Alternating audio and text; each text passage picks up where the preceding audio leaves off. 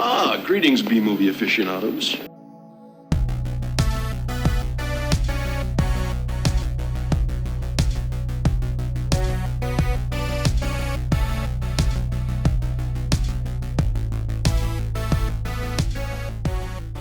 Hello, welcome to Couple of Flicks. I'm Tristan. I'm Nick. And I'm Zach. So we're reviewing every film on the bottom 100 IMDB list, and we are at 98. Long way to go. Yeah. We're climbing slowly but surely. But our lovely number 98 movie is Exorcist 2, The Heretic, which is directed by... It's actually directed by a talented filmmaker, believe it or not. John Borman, who did... well, actually, not all of his movies are good, but he directed Deliverance, which, you know, I would consider a 70s, like a good 70s movie. Not one that I would really ever want to sit down and rewatch, but a good movie nonetheless. And he's also done some other movies that I like. You know, he did Emerald Forest, which I mean, it's kind of a B movie, but I still enjoy it, you know. And there's some other things he's done too. But somewhere along the way, though, he was given the green light to do this one. And I don't know. Okay, well, all right. Before we talk about Exorcist 2, have either of you seen Exorcist 1? Yeah. Yes. Okay, cool. So what are your thoughts on that one real quick, just to kind of summarize? No, it's amazing. I love it. One of the best. Good. Yeah. What do you think of it? I like it. I personally think it's a little overrated, but still good. Yeah, definitely a scary one. Definitely a classic. And also, like, William Friedkin, who directed the original, is you know, a legend, you know. Really, there wasn't any reason to make a sequel. And as far as I know, the sequel really doesn't have... It has almost nothing to do with the original. There are some connections, but generally speaking, like, this doesn't follow the original, as far as I can tell. They connect a couple plot points to it, and that's about it. Well, okay, do you want to read the Wikipedia article, or do you want to, like, read a plot summary? So before that, I think it's based on a book, right? I think so. The first one is, anyway. Yeah. What I gathered, or what I thought, was in this one, there's like a whole bunch of archaeology shit. Right. I think that's in like the first part. I believe I could be totally wrong in the first part of the book, and then the first Exorcist movie just cuts all of that out. Okay. So I think they're just taking more from the. I believe, I'm not 100% sure. Well, they're just taking that archaeology shit from the first part of the book and stuffing it in here. I mean, it's possible. However, like, there still wasn't a whole lot of archaeological, like, material in this. Like, no. it was pretty much the stuff that they cover in this was more or less already covered in the first movie. In like one scene. Yeah, exactly. So it just seemed kind of like pointless to even like, but whatever. I do know that the guy who wrote the book, The Exorcist, the first book, William Peter Blatty, did write he did write another book that he's written a bunch of books, and he wrote another book that was called I think it was called Legion, which was then adapted into a sequel to The Exorcist called The Exorcist 3, Legion. But as far as I could tell, Exorcist 2 was written by nobody that was connected to the first one, and appears to be its own entity. In fact, I almost kind of get the sense that the reason it was made in the first place was because they were able to get Linda Blair and Max von Sydow to return. I feel like that might the fact that they were able to get those two in this movie might have actually been the only reason why this movie was made. Sydow was barely in it, I feel. He was barely in it, but I could barely even tell because I thought it was just like flashbacks. Well, of the first movie, and then his character younger by a different actor, right? Well, here's the thing. So they do kind of cover that a little bit. They do kind of mention the fact that Father Marion like was sort of like doing his own thing at one point. But having said that, when they showed the scenes inside of the house with the girl, who definitely was not Linda Blair, by the way, interacting with him, and they show him, that was definitely like new footage that they didn't film for the first film. And as far as I know, von Sydow, who he wasn't actually that old when he made the first, he was only in his 40s. He donned the same makeup and the same wig and everything, So they and the same him in the first movie. yeah, and they oldified him in the second movie, and he looked exactly the same. So you know, good job actually making it seem like he was pretty much like doing the exact like, and I mean, he pretty much did the same exact thing that he did in the first movie. Only obviously the first movie was better because he had more material, whereas in this movie it was mostly flashbacks that were reshot as if they happened in the first movie. But then, like, when you've seen the first movie, they're clearly not the same scenes. But whatever. Anyway, it doesn't matter. And then Linda Blair, she came back. She didn't really do a whole lot in this, but she was kind of the main character, so you know, whatever. And I guess she did all right, like performance wise. You know, like I said, she didn't have anything to do, but whatever. But anyway, do you want to read the plot? Yeah. Okay. Philip Lamont, a priest struggling with his faith, attempts to exorcise a possessed South American girl who claims to heal the sick.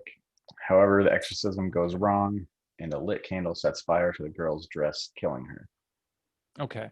That was funny. That was really funny, actually. I laughed at that, and like the way like it cut to like, I mean, how like she was burning and she was going, and then like it edited, like the edit just, it was just like, oh man, that was hysterical.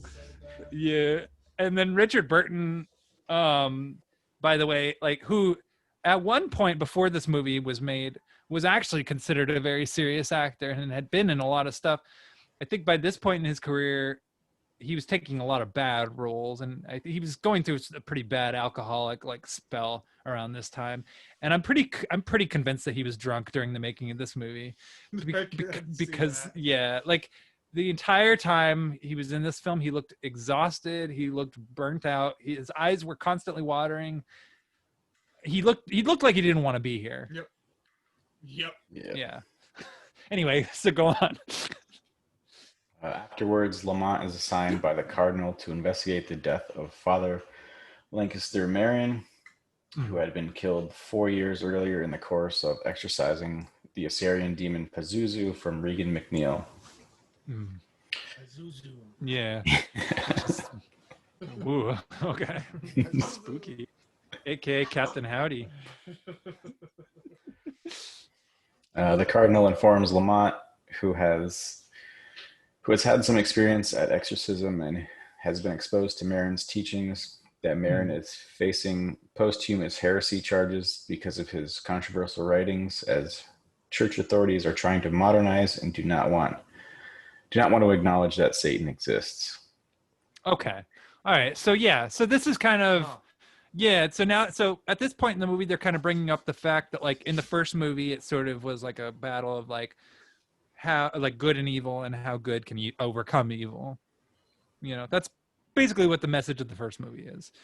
In the second movie, they're trying to kind of make it seem like good is good, and that evil like is just a human design, is a human element, is a human concept. So that's sort of the methodology that they're using for this film, at least early on, which makes sense in theory.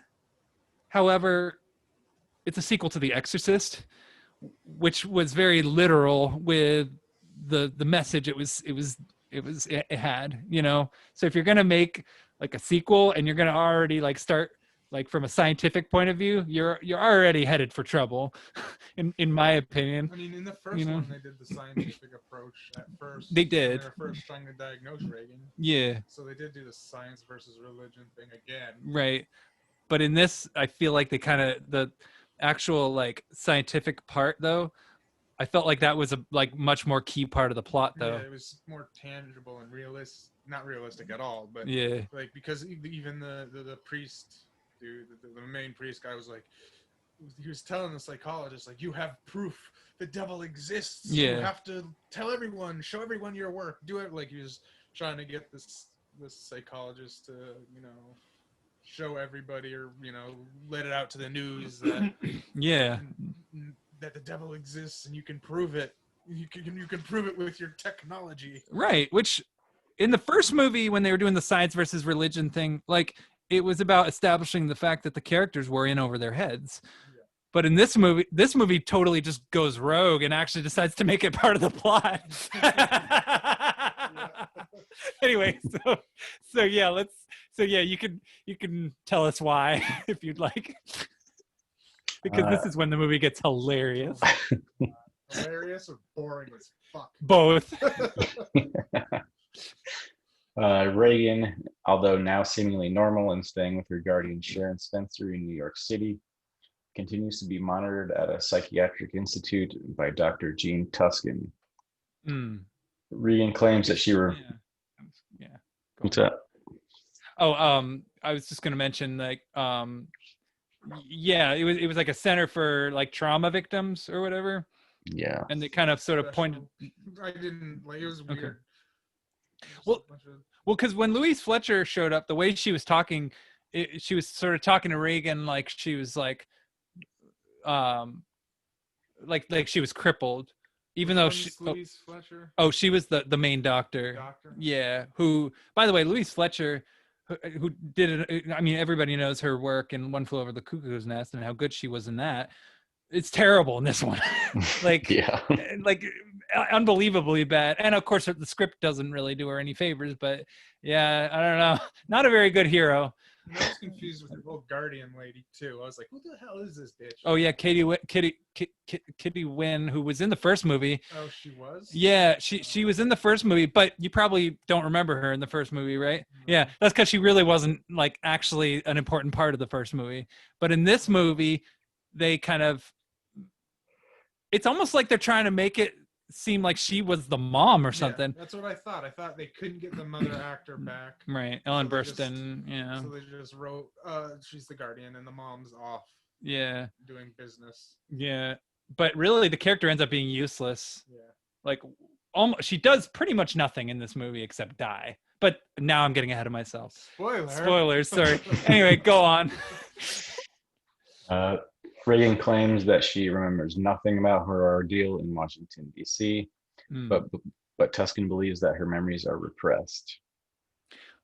Okay, so this is when things kind of get a little bit offbeat, because up until this point in the film, it is clear that Regan has actually like moved on tremendously well, considering the fact that like she'd been possessed by a demon that, you know, physically and sexually violated her. She's actually doing a fantastic job moving on, especially considering the fact that she doesn't even remember any of the messed up shit that happened to her in the first film. You know, kudos to her. However, so once it starts getting into the whole psychic thing, well, okay, again, now I'm starting to get ahead of myself. So, okay. I wanted to just know so this came out in 77. Yeah. Exorcist was 73. Yeah. So that is a 4-year gap, I guess. Yeah, that's about right. Because Regan was about 12 years old, I think, in the first film. Was she? Yeah. Because I was really confused, because she did look that young, but like, Yeah. how old was Linda Blair? I think she was like 10 when she was in the first movie. Really? Yeah. So she was like 14 in this? I think like 15 or 16. It felt pretty because if it, sexualized. well, yeah, I but was a little creeped out by. well, I mean, I didn't really notice, but like, I think now that you're pointing it out, like, are you talking about like the dancing and the fact that she was always wearing like small blouses and stuff? And like she was I don't know. basically wearing a see-through blouse on one scene where she was sleepwalking, almost like when she was like almost walking off that building that she was at. Oh, okay. Like it was like, yeah, this is if she is. Like, I mean, I guess I see where you're coming from with like 70s, with like the. So I can't really tell the ages. Like she looked old enough to be over 18, but I was like. I think I see where you're coming from with like the piano music and sort of like the sort of kind of dreamy quality and the way, like like you said, she's wearing like a thin blouse, and the way it's shot is sort of cloudy and stuff. I could see how like maybe there's like one could sort of feel like a sexual vibe, but I personally didn't. And the like when like near the end, again spoilers, that like Reagan was Pazuzu Reagan Right. was getting the priest to mac on her, straight up, like, oh yeah, get with her, like he had to fight her off mentally and stuff, but right. he was like straight up making out with her and shit. Well, you know, I've seen a lot of weird like 70s and 80s movies and even 90s movies where that kind of stuff happens, and I don't know. I try not to think about it personally. You know, it's I just thought it was weird because they did feel like she was wearing skimpy shit for someone to be 15. Yeah, she probably was, but I don't know. I guess the other thing though is Linda Blair, like she actually was in a lot of movies like that when she was young. She was in a lot of sort of more provocative type of films, and which is why like a lot of her films sort of have a cult following now, but that's also what sort of makes a lot of her early films like really uncomfortable too. Like movies like Born Innocent and a lot of those like women in prison movies and stuff that she was in. Like there is sort of a weird uncomfortable vibe, but and in this one, there was definitely a specific scene where she was dancing. Yeah. With a low cut top. Yeah. And no bra. Yeah. And straight up, it was I felt fairly sexualized. It was like kind of creepy. Yeah. Well, I mean, the cool thing about Linda Blair though, just in general, like when she was younger and even like everything I've ever kind of seen her in, she always sort of plays intelligent characters or characters that have some degree of like intelligence beyond their years. Like even her character in the first film, in The Exorcist, she was a likable girl. You know, she had a kind of a chirpy personality, and she, you know, but there was also sort of a wit to her as well, you know, which there had to be. You had to actually like her at the beginning of the movie so that when she gets possessed, it's so much more horrific, you know? But I think Linda Blair just generally is very good at playing like those kinds of roles, and just sort of was used to being in roles like that at that point. I'm not saying I agree with it or disagree with it. Right. I'm just saying I think it's more like a product of the time. Yeah, definitely. You know, so yeah, and I'm sure these days that could probably like throw off a lot of like modern viewers, understandably so. Yeah. So, but okay, so yeah, we haven't even gotten to the the Inception. So I got heavy Inception vibes from this movie. Yeah. But go ahead. I'm gonna take my hoodie off.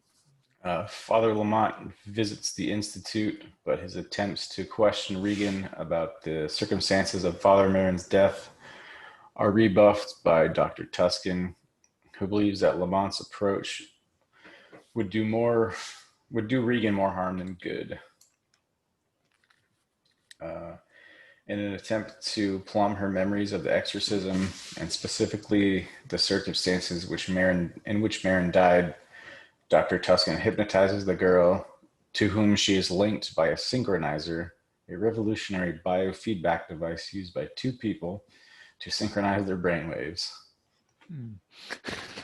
Okay, so this is where I lost my shit, and I think this is where most people lost their shit too, because like so when you read the Wikipedia article, the critical section, they're describing people like laughing at the movie 20 minutes in and like fleeing from the theater and all this other stuff. And I think it was about during this sequence that people started, because this, I mean, and I've seen a lot of like dumb movies and a lot of like dumb like Italian films that just like have like the plot lines make no sense and the logic is just not consistent. This is probably like one of the dumbest things I've ever seen in a horror movie. That whole sequence where they're like under hypnosis. Yeah. Like, I thought at first it was going to be like an ECT treatment. Like that's what I thought too. Yeah. But like, no, it was science fiction. Yeah. And straight up sci-fi. And you know, I've actually, so I'd seen this movie before. And I actually, believe it or not, I saw this movie before I saw the first one. like I forget exactly how old I was when I saw this Exorcist 2, The Heretic. I remember it was one of those movies that, like, one of those stock movies that they kind of just threw on one of those channels like Showtime or HBO or something when they didn't have like anything else to show. Yeah, I think like the Final Conflict or the Omen 4 or one of those was another one that they would do that with. But that's how I saw this movie. So I saw this movie before I saw the first one, and like I had known that the first one was considered one of the scariest movies of all time, and so when I saw the second one, I was expecting it to be a horror movie, but I don't know. It's really more of a science fiction film, honestly, in my opinion. Yeah. So. Yep. No, definitely. Yeah. There's almost no like possession shit at all. Really. Yeah. And I didn't even remember any of this stuff. I didn't remember any of the Dreamwave stuff like when I rewatched this. So.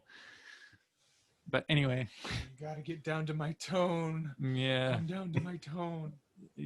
Yeah, and then they did that stupid like superimposition thing with the heart and Yeah. And what struck me about that whole first time they did it is it was so long. Yeah. Slow. Yeah. Slow and long, and I kind of get what they were doing because they did it in the first one. Yeah.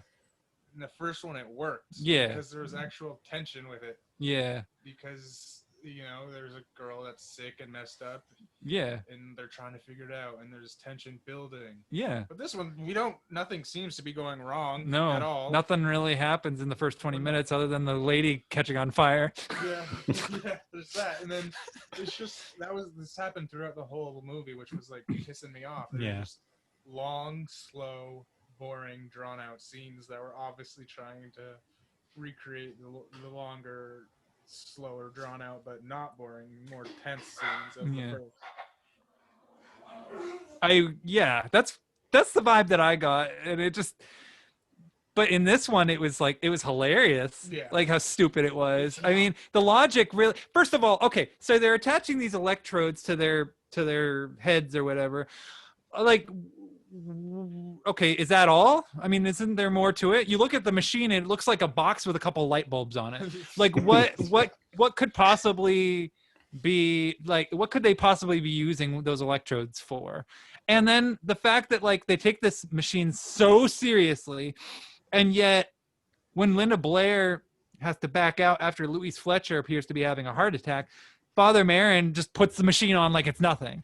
And he's had no training whatsoever before with how it works. He just automatically knows how it works, like by default, with no like explanation, nothing. I mean, the nurse chick that was there helped him. She helped, but she basically just did the same thing that Louise Fletcher already did. Yeah. And Linda Blair just basically spends the whole scene standing there looking confused. I mean, which is kind of the way I felt while I was watching it. Yeah. It was just, this is seriously what's happening. Yeah. I thought that it was going to end up being like a dream. Like I thought the characters were going to be, they were going to wake up and that they were just dreaming about going into each other's dreams because the idea was just too stupid to even be real. But it turns out that actually that's what they're going for. Like that we're supposed to take this seriously. We're just supposed to accept somehow this science makes sense. What? Okay, fine. Anyway. After a guided tour by Sharon of the Georgetown house where the exorcism took place, Lamont returns to be coupled with Reagan by the synchronizer. The priest is spirited to the past by Pazuzu to observe Father Merrin exorcising a young boy, Kokumo, in Africa. All right. So that was interesting. So some of these parts I liked. Mainly because of the sound design. What? Yeah, because the sound design was just so weird. I hated it. No. But I like the sound design and I like the music. I actually found it really enchanting, I hated it. which is fine. You don't have to like it. But like that one shot though, where the kid is like attacking the locust, which doesn't really make sense because they're all over the place and it's not like he's hitting all of them or anything like that, or even most of them. With the whirly. Yeah. But that image though, that felt like a genuinely dreamlike image, like that seemed like an image that I would dream about in a weird nightmare or something. What I hated was the wailing of some Oh yeah. Throughout the whole movie, there was just wailing of Yeah. somebody. And Yeah. it was like, oh, this is awful. This hurts my ears. Yeah. They're just wailing. I think with the yeah, I think they're trying to go for like that hypnotic, like shaman-esque type of vibe, which they already killed it. They killed that vibe with the whole dream machine thing. So I don't even know why they were bothering, but I think that's what that was the vibe they were going for. At first I found it annoying, but eventually I started to kind of dig the quality. I mean, obviously I didn't like it enough to actually like the movie, but I thought, okay, there's some vision here. There's some imagination, there's some kind of like concept at least. Like I get the theme that they're going for at least. So, and then also when James Earl Jones, because they show the kid later, and it's James Earl Jones dressed like a cricket or locust, whatever it was. It didn't, at first I thought it was a locust suit, but then the way the body was shaped didn't look like a locust, so I thought, oh, he's a cricket. But anyway, when James Earl Jones showed up, that's kind of when the movie sort of went into the whole mystical mumbo jumbo shit, and that's when it lost me again. It's like, so I mean, that's the problem with this movie, is that it's trying to do too much thematically, and yet it spends so much time doing that it forgets that it has a plot. Because while it's doing that, there's all this other shit going on with Linda Blair's character, who somehow is able to like psychically cure a mute girl who is played by the late Dana Plato. I think that might have been her first performance. And like you also have like the stuff going on with Sharon, she's mostly just being a giant bitch. Like, like everything, she doesn't have anything positive to say about anybody. The whole time she's complaining about the fact that she's had to like take care of Linda Blair's character. And yet she's also talking about the fact that she was traumatized by Linda Blair's character and how she hates her. And yet at the same time, how her life is totally devoted to her. It's like, make up your mind. Like, what's the deal? And then also when she's seeing her on stage, by the way, I'm sorry, I'm kind of skipping around through the Wikipedia article, but like at this point, I guess it doesn't matter. When she's watching her on stage, like she seems kind of happy for her, like, okay, finally, like she's like, doing her thing and nothing weird is happening, which of course that's the moment when Richard Burton's character, Father, whatever, ends up getting swarmed. Like, and then like in the next scene, she's complaining to Louise Fletcher's character again about how much of a bitch Reagan is. It's like, okay, whatever. I guess the character is like, just does whatever she feels like doing, Yeah.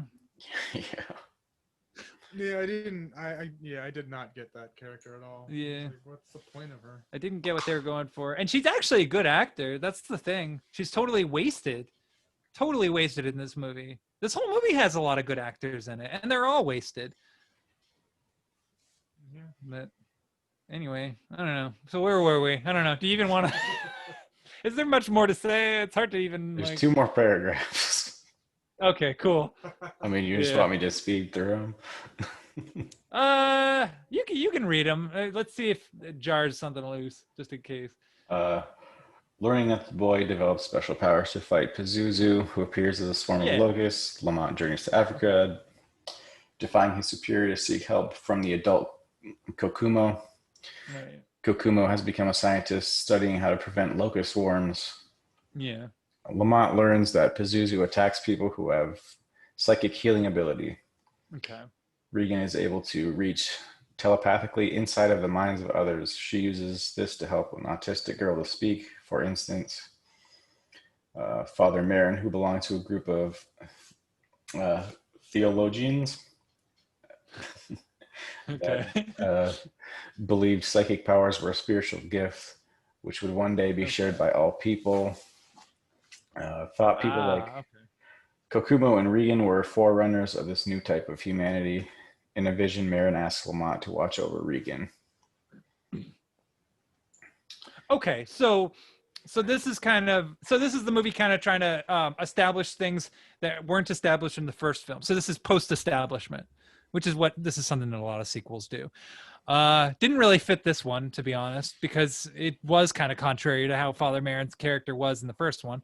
But at the same time, again, I like that they're trying to do something at least a little bit positive with the idea of like psychicness and clairvoyance and all that stuff. But then the problem is twofold because she synchronized, so she didn't synchronize with Father Merrin during the hypnosis thing. She synchronized with Louise Fletcher, but then later on, when she synchronized with the priest guy, the Richard Burton's character, and he's getting attacked, and she's experiencing like his blows. Like, okay, so then does that mean that the psychic machine is not really a good idea for Reagan to be hooking herself up to? I mean, they didn't really establish that, I guess. You know. Idea, yeah. Okay. Because when she was dancing too, she was getting fucked up Yeah. by psychic. Because that's when what's his face? I don't. Yeah, know. the Richard Burton character when he was Yeah, getting chased. Yeah. Fucked up. She got hit too. Yeah. She was being linked without the machine. Okay. So this is so it's interesting because this movie is so science oriented, and yet this whole plot could have been prevented if Reagan hadn't listened to the scientist. Yeah. Okay. Well, anyway. And I did learn about crickets and locusts, I guess. Oh yeah, there's a good like. Is that true? Is that how locusts are formed? I mean, as far as I know, there's a good like 10-minute chunk of the movie where it sort of almost turns into, well, maybe not 10 minutes, but it felt like 10 minutes. Let's be real. Yeah. It was like a nice little chunk of the movie where suddenly it turns into a nature documentary. James Earl Jones goes all Richard Attenborough on us, explains the history of locusts and the mysteries behind the way they communicate, which was interesting, but not really necessary to the plot. So bad crickets rub their wings against other crickets. Yeah, which turns them into locusts. yeah. Somehow? They swap personalities basically. Yeah, and that's what turned I didn't even know crickets and locusts were the same creature. Yeah, they're the same breed, and but it ended up kind of falling apart though, because as cool as it was, it didn't really have any relevance to what happened afterward at all. What I drew the parallel of because Yeah. James Earl Jones was studying them, trying to like what we're doing now with mosquitoes, making anti-mosquitoes to kill off all mosquitoes. He said he had that one locust that was a good locust that when it rubs against other bad locusts, it turns them back into crickets or good locusts. Right. Turns off that crazy thing. Yeah. And I think they were trying to parallel that good locust to Reagan. Right. And make that she rubs against demons and makes them not demons. I mean, shit. that makes sense in theory, but then why were there two Reagans? I don't know. Okay. All right, cool. All right, because that really didn't make any sense. I mean, it just, I don't know. It felt like there was a lot of exposition that was missing. Like I that thought, would have explained when it. there were two Reagans, I thought they were in like a dream state, dream sequence, dreamscape. Yeah. Mind, like not in the real reality. Well, that's what I thought too. But then it kept on cutting to Reagan trying to talk to the well, okay, so she goes on an airplane because he's like in a. Well, okay, you may as well just read the rest of the summary. Because we're getting to it anyway. So Lamont and Regan return to the old house in Georgetown. The pair are followed in a taxi by Tuscan and Sharon, who are concerned about Regan's safety. En route, Pazuzu tempts Lamont by offering him unlimited power, appearing as a succubus who is a doppelganger of Regan. Yeah, it was a sexy Reagan. The sexified Reagan. Succubus. Yeah. I guess it's better than what she did in the first movie, though. Anyway, but we don't talk about that. Anyway, go on. The taxi crashes into the Georgetown house, killing the driver, but his passengers survive and enter the house, where Sharon sets herself on fire. Although Lamont initially succumbs to the succubus, he is brought back by Reagan and attacks her doppelganger, while a swarm of locusts deluge the house, Yeah. which begins to crumble around them. Okay. However, Lamont manages to kill the doppelganger by beating open its chest and pulling out its heart. In the end, Reagan banishes the locusts and Pazuzu by enacting the same bull roar ritual attempted by Kokumo to get rid of locusts in Africa. Outside the house, Sharon dies from her injuries, and Tuscan tells Lamont to watch over Reagan. Reagan and Lamont leave, while Tuscan stays to answer police questions. Okay. All right. So Sharon, the way she died was pretty funny because she's all burnt up. She's all wrapped in a blanket. She's like, it's hilarious. Like, I didn't get it. She was possessed, I'm assuming, somehow. She was acting fucking weird after the crash. Well, that's the thing. Like, what was she doing? She got out of the car. She was like in a daze, almost like she was hypnotized. Yeah, I thought she was like possessed. By who she was hypnotized by? I'm clueless. Like, I'm she totally wasn't clueless. helping the doctor who was like pinned in or whatever. Yeah. She just kind of. And she didn't even need to be there, to be honest. Like, why would she even go back in the first place? Like, when Louise Fletcher says, "Oh, I gotta go to the house," and then she's like, "I'll go with you." But what, like, in like about an hour ago, wasn't she talking about the fact that she was traumatized by the experience that she had in that house and like wanting to move on and all this stuff and like. I mean, I guess she was already involved anyway, but she really didn't need to be. Like, she kind of just got in the way. And then she died, so it was pointless anyway. Like, why even put her in the movie? I don't Like, know. why was she even a character? I don't know. I was wondering that the whole time. Yeah. It just, yeah. Like, I mean, decisions like that are really what sink a movie like this because this is a 2-hour-long movie almost. If you had cut out a character like that, you could have easily shaved off a good like 20 minutes and it would have been a more concise thing. You know, it's stuff like that that ruins movies like this because I'm not going to say that this film is a total waste of time. I mean, I think it's a piece of garbage. I think it's actually like really lame, but there are some things about it that I admire. Like I admire the ambition. I like the fact that it's trying to have a positive message. I like the fact that Regan ends up basically saving the day, and it's just kind of a nice sort of change of pace, considering that like she spent the whole movie being victimized, the whole first movie being victimized, and the second movie she actually plays like a strong hero, even though she's not really a hero, and even though she's really kind of a side character in her own movie, she does end up basically doing the only important things. But like, I don't know. I think it's an example of a movie that had too big a budget, and the people who made it they had so much money and they didn't know how to like really appropriately dispense it or utilize it. You know, this is what happens when you have too big a budget and you don't know how to use it properly.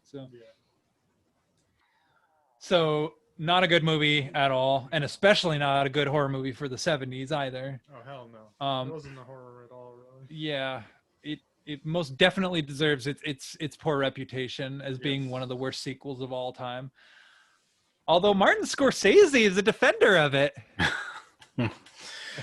What? Yeah, on the Wikipedia page, it says that he actually thinks the second movie is scarier than the first one, or that it's a better movie, or something like that. Like I somewhere on there it says that, and I'm just very like confounded, I must say, because Martin Scorsese, like, it is that Martin Scorsese we're talking about. Yeah, there it is. Too much cocaine. He's probably watched that high as fuck. I guess so. I mean, I think the people who wrote this movie probably, I think that they probably were on drugs. I think John Borman may have been on drugs. It's possible that the people who wrote it might have been on good drugs, like shrooms or something. But then you get John Borman involved, who has his own weird vision and his own sort of delusions. What he typically does. He did that Zardoz movie with Sean Connery, which would be an interesting one to talk about on the show. But yeah, I think he was on drugs when he made this. But anyway, what were you saying? Oh, I found the Scorsese thing. Ah, yes. Okay, what's it say? Director Martin Scorsese asserted, "The picture asks, does great goodness bring upon itself great evil? This goes back to the book of Job. It's God testing the good. In this sense, Regan is a modern day saint like Ingrid Bergman in Europa 51, and in a way like Charlie in Mean Streets. I like the first Exorcist because of the Catholic guilt I have, and because it scared the hell out of me, sorry. Okay. But the Heretic surpasses it. Maybe Borman failed to execute the material, but the movie still deserved better than it got." Okay, so he has like a spiritual. He has a spiritual. He has a fondness for the spiritual themes, so that makes sense. So I could imagine some people, maybe appreciating those elements, and I guess Martin Scorsese is one of them. I, however, did not. No. No. So. Yeah. Is there anything else you guys want to say? Or? Oh, yeah. When they were doing that fucking crevice crawl. Oh yeah, that didn't make any sense either. No, there was the funniest, like, I wonder if it would, like, when I thinking back, if they were trying to make another stairway scene, Yeah. but it was in the middle of the fucking movie, Yeah. and like, there were about a dozen different shots of this guy falling down a dozen different ways. Yeah, Yeah. that was great. Like, one was just him, like standing on a green screen, like, Yeah. from the top. One was a rag doll getting chucked down a crevice, and like from 40 different angles. It I loved lasted it. like 3 minutes of a guy just falling down a crevice, like fucking Gandalf and fucking Lord of the Rings. That fucking was- Valra. I was like, what the fuck? That was so funny. At first I thought they so hard. yeah, at first I thought they were trying to be funny because he was like, no, no, no, no, Very but then first it like hits, kept he was going. like bouncing off. He was like just fucking bouncing off the walls. Like, Yeah, fucking and I'm just not like, going down at all. He wasn't falling. He was just like bouncing like fucking yeah. bouncy balls, smacking the walls. It was like, whoa. And I'm watching this and I'm like, wait, what are they trying to do, like a Laurel and Hardy thing? Like what's oh wait, no, that doesn't make this is Exorcist 2 we're talking. What the fuck are they doing? Like I was so confused. Yeah. It was hilarious though. And I loved also how, I don't know, there was a fire at one point and the priest tried to put it out with a crutch. Yeah. Yeah, that's Didn't- okay, man. Didn't work. That would not work. Yeah. I also thought it was pretty funny how Richard Burton, like, he was talking to James Earl Jones. James Earl Jones was like, you gotta have faith, walk to me or whatever. He immediately steps like directly on like the biggest spike like ever. It goes like right through his foot. And then suddenly it turns into a fever dream and he has a flashback of James Earl Jones in a lab suit talking about Yeah, crickets. I didn't get what that was. I was confused. The Exorcist 2, The Heretic. Yeah, and a nice little quote I got from her was, Oh yeah. I was possessed by a demon. It's okay, he's gone. Oh yeah, that was when she was talking to the girl, the autistic girl played by Dana Plato. Yeah. Like she was like, what's wrong with you? She's like, oh well, I was possessed by a demon. And she gives her a look like, uh-oh, what, like, are you serious? It's like, oh, don't worry, he's gone. Like it's like things like that where I don't think they were trying to be funny, but it just you can't say a line like that seriously. You just can't. Like Exorcist 2, The Heretic is a disaster of a movie. Mhm. I would say it's a little bit more interesting, I'd say, as far as movies go. I think it's a little too interesting to be on the bottom 100 personally. But having said that, I still think it's a pretty atrocious movie, and I would still give it a 1 out of 5. Ambitions aside, that's my opinion. Yeah. I mean, I guess I could see the point of it not being, but it was so boring. Yeah. It was honestly, there's just long, drawn out boringness. Yeah, which I think is a pacing issue. And I can't think of too many positives except for the goofy, just the stupid, goofy shit that was just dumb. Yeah, That didn't make a good movie. Like, I really did like the score though by Ennio Morricone. I fucking hated that wailing. Yeah. Me off so much. Yeah. It was like the no. Yeah. No, shut up. There was a lot of it. happened Yeah. so much. I was like, no. Yeah. I was like, It happens even when in scenes where like it's not even happening, like where Yeah. it's not even in that location, Yeah, like it where was they're just just happening. driving. it was just happening throughout the entire movie. I was Yeah. like, oh, it doesn't. Yeah. I hated it They so were much.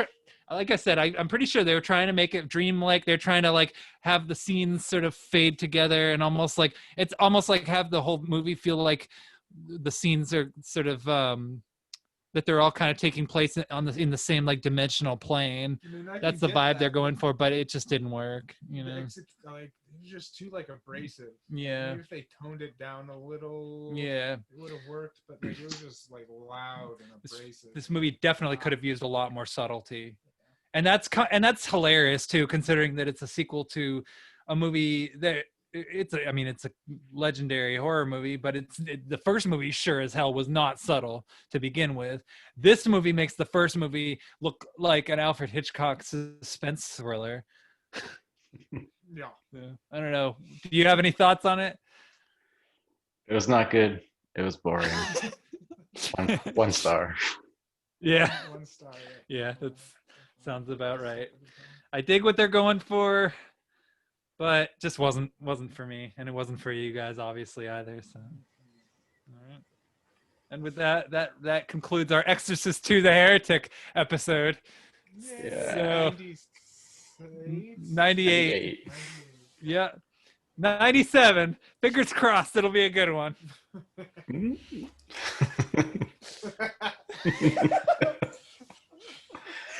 All right, well, before we say too much, we'll leave it at that. Bye. See ya. Later.